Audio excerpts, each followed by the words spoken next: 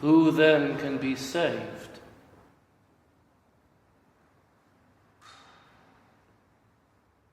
Stitch in, stitch out. Stitch in, stitch out. Blue on yellow, red on white.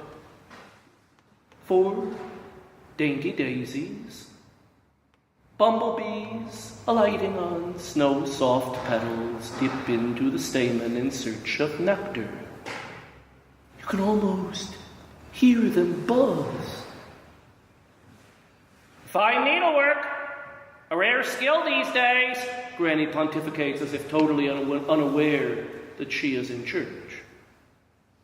Granny, hush! You shove the sampler into her handbag. Please, put that away. It's almost the great entrance. How should I know? She yanks at the embroidered sampler. It's all in Greek. It's in English, you whisper tensely. In English? The old lady exclaims. How is it in English? Flushed, flustered, you tug at your neckline. Rough as country tweed, the stiff yellow chiffon chafes your skin. I told you, Granny, the divine liturgy here is all in English. It is a foreign religion, the old lady insists. Look at those idols. Dark skin, strange, funny eyes. They're Chinese or Mexican or... And just look. Red silks, incense. She sneezes. You brought me to some Hindu temple. Where's the Koran? As the curtain parts on the iconostasis, candles and cross appear. A priest with a chalice under a veil. Past the handful of arms and elbows, red-robed servers with rigid staffs, you catch sight of a body still seated among the standing worshippers. Necktie, scarlet, suit of briony blue. Arms casually stretched out on a pew behind, legs extended under an invisible settee. He stands for no one and nothing. Lowering your face, you read Granny's needlework verse. Blessed are the pure in heart. Your heart sinks, no. It drops a dozen stories when he turns and smirks. How did he find you here? What is he doing in an Orthodox church? He, of all men, what is he doing here? For all his campaign talk of a Christian country, there he sits, grinning, smirking,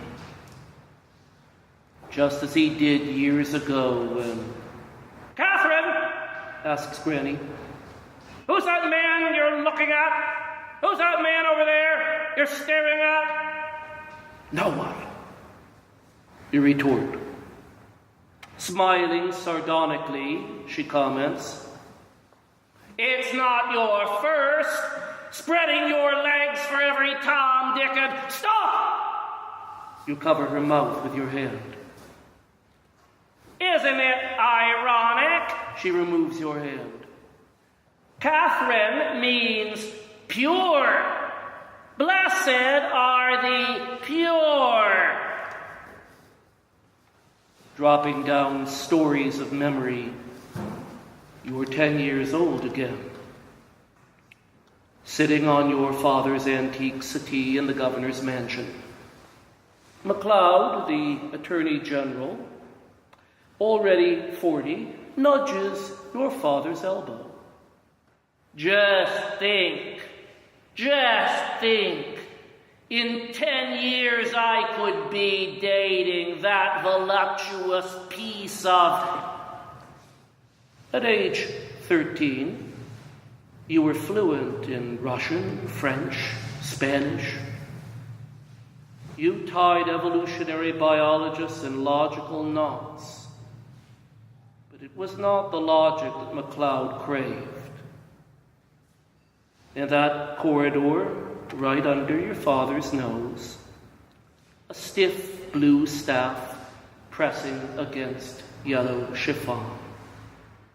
Fingers grabbing snow-soft petals in search of the nectar inside.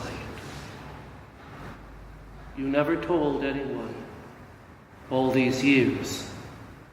From the boys tugged at your hemline to your granny, her Bible belt mind bound up in thou shalt nots and your own lost purity. Daffodil displays in a Baptist church hall. Tuna fish sandwiches leaking on picnic blankets of plaid. Now that MacLeod is governor, no one talks. No one listens. With all his millions, he is immune. But what is he doing here, in an Orthodox church? His broad bully's torso defiantly displayed as the holy chalice passes by. His leering lips, his fingers grab and get, chafing your 18-year-old soul. As the chalice passes by, you reach out and touch the hem of a priest's robe, and the image disappears. Rich as he is, he knows how to market an image. Clean as a whitewashed wall, hard-working, plain-talking, as a hymn heartily belted out on the lips of jobless miners and shell-shocked vets. When has he cheated on his fifth wife? Stolen more than his fair share after taxes? Or borne false witness in front of a jury of his peers? Crude as homespun, blunt as a Bible verse on Granny's embroidered sampler, is he not entitled to reach out his thick fingers and touch anything he can grasp? Estate, land, a governor's mansion, a reddish tickle on snow-soft flesh, or perhaps eternal, everlasting life. Who are you to accuse him?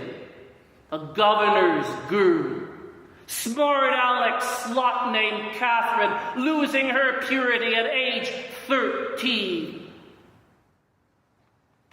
But all that it takes to topple a Tower of Babel is a word in due season, a will fixed on God alone, a mind's eye that worships toward his holy temple. How much? Inquires the scarlet necktie and the Brioni suit of blue. How much to inherit, say, everlasting life? You know the commandments, the teacher says. Do not cheat, do not kill, do not steal. Honor father and mother. Bear no false witness. Honestly, the man in the Brioni boasts, could a solid man of means do anything less? One thing you lack, declares Christ. Go, sell it all. Invested stocks and governor's mansions, bodies and souls that your portfolio can buy. Give the proceeds to those who have nothing.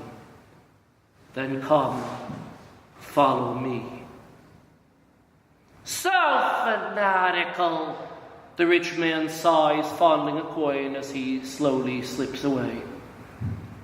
Watching him leave, Peter asks, isn't he basically a decent, hard-working sort, a little rough around the edges, but can't he be saved just as he is? It is easier for a camel to pass through the eye of a needle, states the teacher, than for a man like that even to desire the kingdom of heaven. Who then can be saved? Asks John. See. The teacher's outstretched arm points out a girl in the crowd, an unmarried beauty for reasons that she knows. A girl too clever for the scholars, too bold for embroidered verses hung up on a wall. Bound on the fiery wheel of man's pride and a rich man's abuse, her soul breaks all the spokes. A governor's daughter, marvels James. Is she even a virgin? Virginity is purity of heart, says the Son of the Virgin. And purity of heart is to will one thing. Beloved in Christ, in an age when wealth buys immunity for politicians and pedophiles, who are you to speak out? A cloud of panic falls between your snow-soft, sullied flesh and a holy chalice passing by. And inside that cloud, you see MacLeod's leering face. Who are you of all Catherines to reach out and contaminate the passing robe, the red robe of a priest? But if that robe is red, it is dyed in the blood of all who suffer and all who ever have suffered, unseen, unheard. When your fingers reach out and graze the hem, your hemorrhage is no more. You have silenced the clever among the godless. You have willed one thing, the truth behind the image. A rare skill these days. What a privileged pew potato cannot see, you can. What the smirking, grasping demagogue has no power to buy, you hold in trembling fingers. The martyr that you are, the martyr that you could be. Witness to a precious body mocked on a cross, to blood shed for all those who ever have and ever shall shed tears that men want to forget. Yours is no pleasant idol of soggy sandwiches and blighted blooms, needlework piety and rich man's pride. You have passed through the eye of a needle. You are free. Holy great martyr Catherine of Alexandria, pray to God for us.